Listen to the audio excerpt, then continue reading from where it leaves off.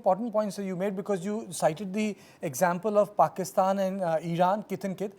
There is also a sort of a escalation ladder example in context of Israel and Iran, and there is also an escalation ladder example of Americans and Iran, where Iran's dropped number of missiles on the American bases, and subsequently the Americans didn't respond after they killed Irani general. So in last 2.5, 3 years, there have been 3 international cases when escalation ladder in a controlled way was exercised by both countries. They attacked each other. But in this case, it's different. I mean, so the case of Israel and Iran is different. But in this case, I completely agree with General Sharma, the policy of 1,000 cuts and, terrorists continuously being used to destabilize our country, to create communal problems inside India, to affect our economy. We are 10 times bigger than Pakistan in context of our economy. 10 times bigger than Pakistan.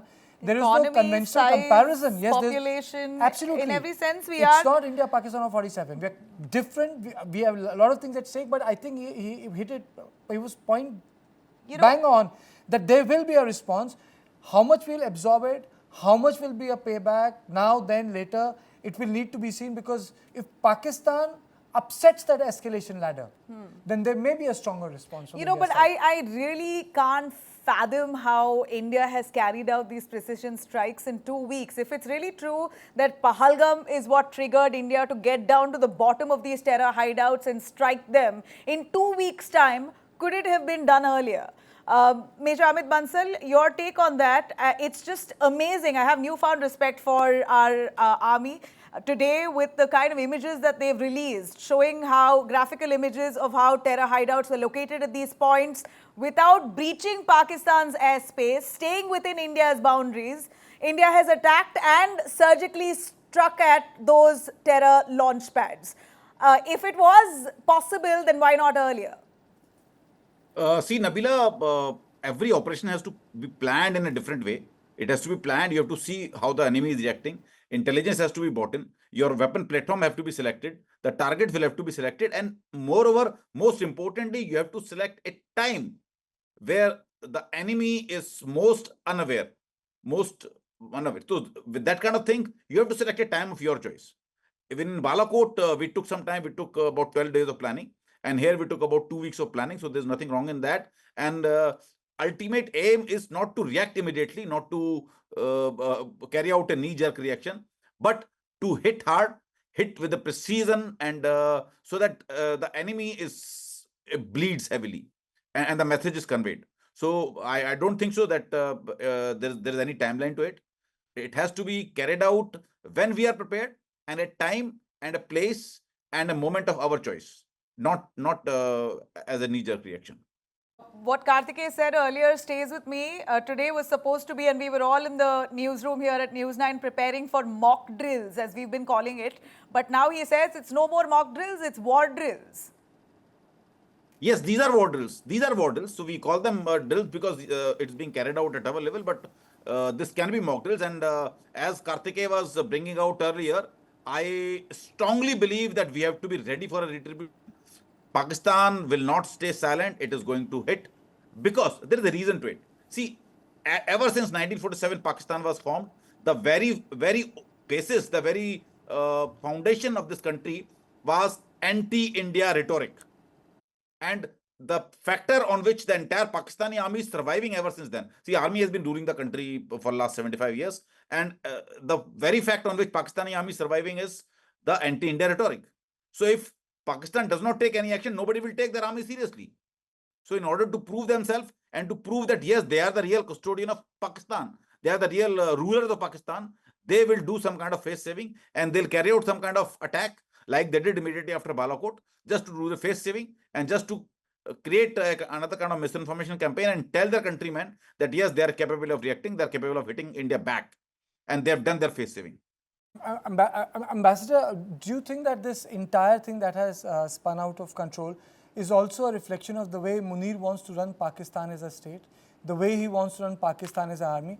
Obviously, every terror attack has a political objective if it's planned by the Pakistani army. He must have factored all these things in when the Pakistan army was planning Pahalgam attack. Well, there certainly is a connection.